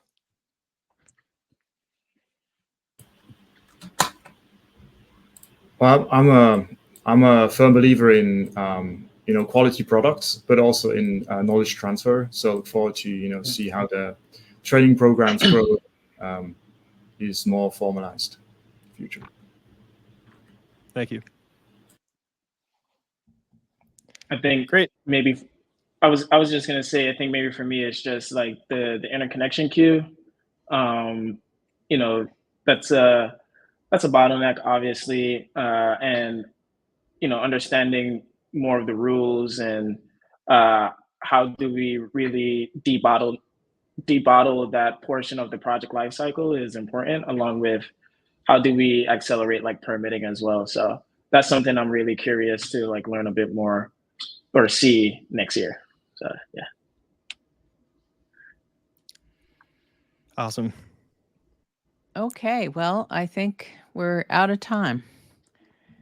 But thank you all. Yeah, thank you so much. Thank you. Yeah, thanks very much to our you. panelists. Appreciate your time. And next up, we have a presentation from Robert Gibbons, Strategic Development Manager at Trinasolar. He'll give us the big picture of project finance side and the benefits of the IRA. Robert Gibbons has served more than 30 years of experience in project finance, corporate finance, and management. And during this time, he's worked in principal investments, acquisitions and joint ventures and divestitures, project finance, merchant banking, and project management. Robert has held senior roles within private equity and investment banking at Fortress Investment Group and DNB Markets. Previously, Robert led a team involved with the development, execution, and financing of small and large-scale energy infrastructure projects. Welcome, Robert. Thanks. Great to be here, and I appreciate you including me.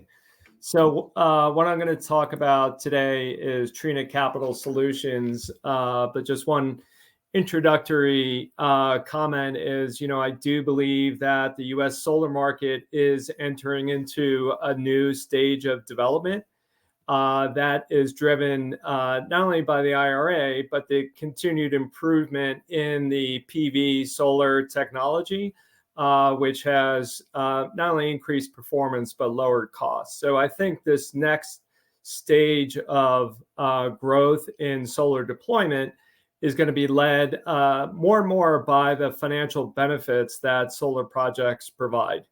Obviously, climate change considerations will still be important, but I think more and more the market is going to be focused on financial performance and results from deploying solar. And so, the strategy and business model of Trinasolar, I think, is well positioned to play into this next stage of growth in U.S. solar. So with that, let me first explain, the approach of Trina. We are a total solution provider, and that approach is along four dynamics. One is first technology, which we are best known for. That is primarily within modules, storage, and trackers. We have over 5,000 patents and continue to spend considerable amount of money to advance technology. We are typically looking, 2 or 3 generations in the future to make sure that we are at the leading edge of PV solar technology and increasingly storage as well. As it relates to technology, we also can act as a sole source to not only provide the key solar components, but through our corporate relationships can help with the contracting logistics around other key balance of system items as well. The next area is in engineering. We have an in-house engineering team that works with our clients to help design the system and the layout for a solar system for a particular client site to help optimize performance and economics. And then we also have a project management team that works with EPC to ensure the best efficiency in terms of installation. So these are obviously infrastructure projects, long-lived assets. So it's very important to make sure that you control the cost on the front end and get the best performance on the back end to help increase overall financial returns. And the fourth area is around financing. And this is the Trina Capital Solutions team, which I'll dive into more on the following slides. But the Trina Capital Solutions team is a service that we offer to our clients to, again, help them to optimize their solar projects. So in terms of Trina Capital Solutions and what are the goals of our team, really breaks down into 3 areas. First, improve our clients' project execution. So with that, we want to make sure that we are either providing or arranging capital so that a larger percentage of our clients' project pipeline can move forward. Oftentimes we run into situations where clients are chasing after a project that actually don't come to fruition, and there's a lot of carrying costs, working capital and otherwise, that result in dead deal costs, and that will act as a offset to the economics for the projects that do move forward. So we want to make sure that we help our clients get their projects financed so they can move forward. Secondly, help improve our clients' project returns. So helping the client to think through what are the options for the best way to finance a project so that those project returns can be increased and enhanced. And then third is enhancing the client's overall business. And that includes giving clients additional business development tools so that they can expand what they are offering to the market, that they can also move forward with a higher percentage of their project pipeline and improve their profitability by better management of working capital and capturing a larger share of the overall project economics. So in terms of Trina's Capital Solutions, we deploy 2 approaches to arranging capital throughout the project development life cycle. So that includes everything from pre-NTP financing all the way through to COD, post-COD as well. So that's cash equity, tax equity, development debt, as well as back leverage. We at Trina act as both a principal and advisor. So we are providing capital off our balance sheet and then working with capital partners to make sure that we can help our clients get the best capital structure for their projects. We look at both client-driven solutions and structured solutions. So the client-driven solutions is looking at either a client project on a one-off basis or sitting down with a client to review their project pipeline. And that is what I would call a heavier touch approach, where we are sitting down and really working through what is the client looking to do for that particular project, given the project dynamics, what are the financing options, and going out and securing that capital for our clients. On the structured solutions side, these are more standardized structures that we are putting in place with capital partners that we can roll out to all of our clients on a faster, more standardized approach. And today that includes a lease product, a loan product, and also tax equity. So the next 2 slides I'll talk about, give 2 examples, one a client-driven solution and another structured solution. So in terms of client-driven solutions, this slide is meant to outline for a particular client the benefits that the Trina Capital Solutions team delivered. So this is a client that typically sells solar systems and earns an upfront fee. And so we worked with them through a pipeline review to see how we could not only improve their project execution, but also to improve their business development by providing financing solutions as a way for our client to offer a broader range of services and solutions to their clients. So that allowed them to expand what they were doing in the market, as well as allowed them to go after some larger project opportunities, specifically RFPs that required them to have the capital up front, really sharpen the pencil to make sure they secured the projects, but also had the capital so that they could follow through in an efficient manner to deploy those capital projects. So this shows sort of the breadth of what the Trina Capital Solutions team can offer. So again, it's not only one-off project financing, but looking through to our clients' business, what it is today, what they're looking to achieve, and how can we help them on both a project and portfolio basis. In terms of structured solution, one example I'll provide is tax equity. So we have rolled out a tax equity program where Trina, we do have tax capacity. We utilize that tax capacity to support our clients' projects. And we also partner with corporate partners to help provide larger tax equity checks. And we are, for clients that are buying our technology, whether it be modules, storage, trackers, or a combination of all three, we provide, we typically acquire investment tax credits through the transfer market. We have done partnership flip transactions in the past, but I think the transferability market, as described by Alfred earlier, provides a number of benefits as it relates to the time and cost of execution. So more and more of what we're doing today is utilizing our tax capacity to acquire clients' ITC through the transfer market to help allow their projects to move forward.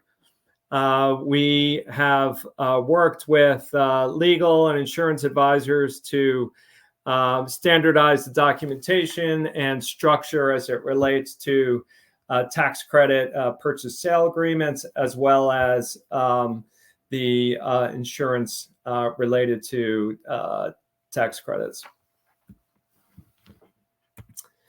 And then my last slide is just to talk about the relationships that we bring to bear. So Trina, given our size, given the scope of what we do, our 27-year track record and our relationships across the industry, we make for an attractive partner for capital providers.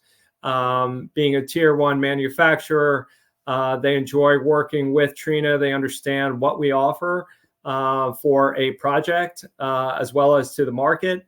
And so we have a good working relationship, across the capital community, if you will, again, in both cash equity, tax equity, and debt as well.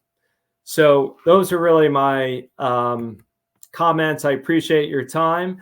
Let me know if there's any questions. Thanks, Robert. We have a couple questions from the audience here, and if you have any more, feel free to submit those via the chat function here. One question we had was, are there any potential upcoming barriers or issues with regard to accessing capital? I've heard talk of the Basel III convention or meeting having some implications in the future. Is there anything like Basel or anything else to be aware of upcoming? No, I mean, I think the attitude of most U.S. banks is that Basel III, at least for larger banks, is not going to be an issue. It could be more of an issue for small, mid-sized banks, but for large money center banks, it doesn't seem that it will be an issue. To address your question more generally, I would say that capital does not like uncertainty. And so, the more certainty around the solar market, the better. It helps to expand the pool of capital and reduce the cost of capital. And I think one of the big benefits of the Inflation Reduction Act is, we have a 10-year window, which is pretty unique on the benefits. Having that level of certainty is fantastic. So, that I think is one of the main reasons we've seen such a huge growth in solar over the last few years. And I think that will continue. We're seeing more and more capital wanting to get involved in solar because of the enhanced financial benefits. But just as importantly, there's a better match with the visibility of tax credits and other, benefits. And that is a better fit with just the, project development life cycle for solar projects, right? Great. And we also had a question about interest rates. Could you trace a little bit of the history of what interest rates did to this market and what relief from that pressure might do going forward? Sure. So I think there are, two big issues that create a bit of a pause in the market. One is around interest rate increases, and the second was around grid infrastructure delays in getting key infrastructure related to tying solar into the grid. Those two things did create some uncertainty and had some of our clients push projects to the right. I think as as interest rates start to come down, that helps to underpin the economics for projects, especially that are at stages where you've already locked into a PPA. I think also as it relates to M&A activity for solar projects, it's more difficult to do in a higher interest rate environment. So I think the benefits of reduction in interest rate will both be for existing projects and then through project M&A as well. Great. And we also had a question about insurance. Are you seeing solar assets as increasing in their risk assessment? And how is the industry responding to, ensure good insurance terms and make sure that they're mitigating, weather risks and things like that? Sure. So I'll answer that question from the perspective of, tax equity. Because that's where I'm sort of focused more on the financing side, not insurance as it relates to solar projects. But I've been impressed by how proactive the insurance industry has been to update the structure of tax credit insurance to apply to, the transferability market. The ease of execution definitely expands the segments of the solar market that ITC can be monetized and monetized in a more efficient way. However, there are still risks associated with that, which, given the size of the sellers, typically some indemnification is not always, possible. And so tax credit needs to step in and, fill that void. And, the insurance advisors and providers that we've worked with have demonstrated, ability to really update their structures and insurance coverage to meet that need. So I've been really impressed by that. And I think it's part of the reason why the transfer market has taken off. And it's good to see that it's supporting more and more projects on the DG end of the market. Awesome. It's good to hear. Yeah, so we're just about out of time, but thank you, Robert, for your important insight, especially in light of the projects that fail to move forward due to lack of capital. And we appreciate your time. Thank you. Thanks so much. Have a great day. So now we're going to move on to the prize drawing. We'd like to draw a prize for one of today's attendees. One of you will win a 1-year subscription for our digital PV magazine. We're spinning now the wheel, and we'll see the lucky winner and name it in just a minute. The wheel is spinning.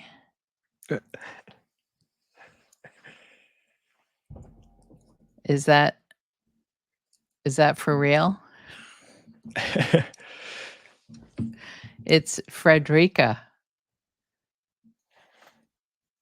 All right. Looks like we'll have to probably spin the wheel again because that was one of Yeah. our own PV Magazine employees watching in on us today. So let's give it another spin. Congratulations, Frederica. We hope you read it anyway. Okay, here we go. Christopher Youngstrom, you've won a 1-year digital subscription to PV Magazine. Congratulations. Great. And we'll be in touch with you on how to access that.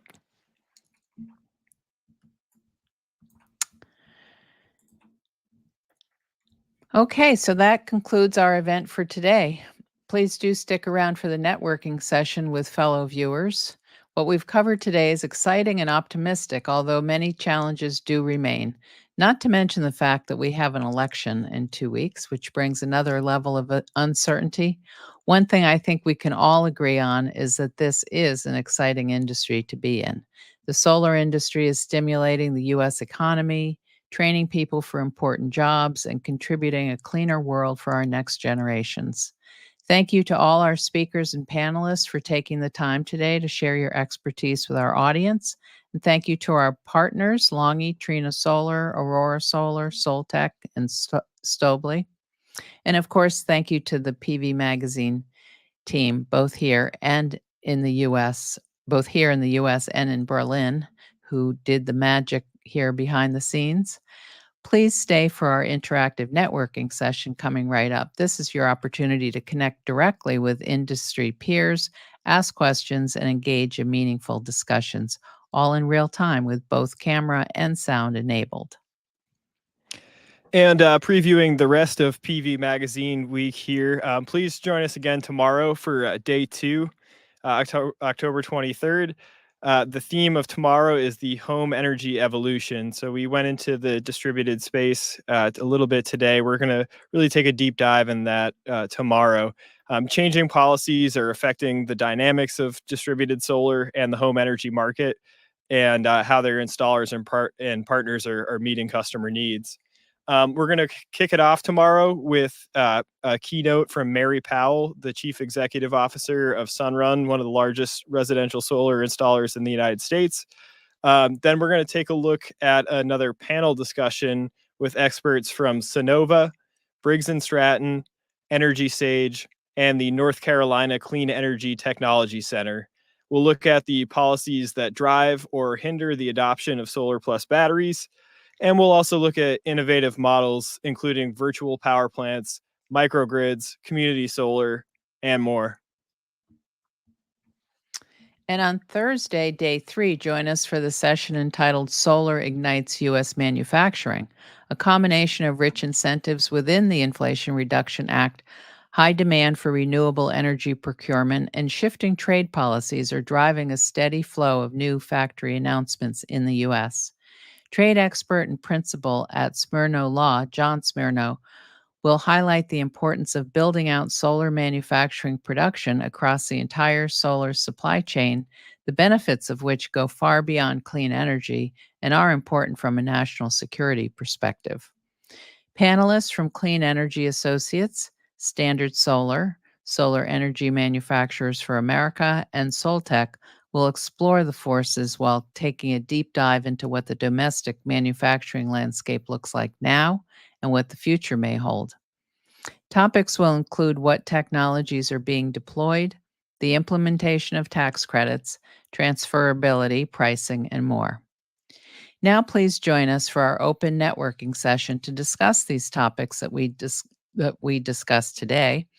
We'll turn it over to our colleagues, Frederica Edgerer and Bernadette Wyer, who's a partner and sponsored content manager at PV Magazine.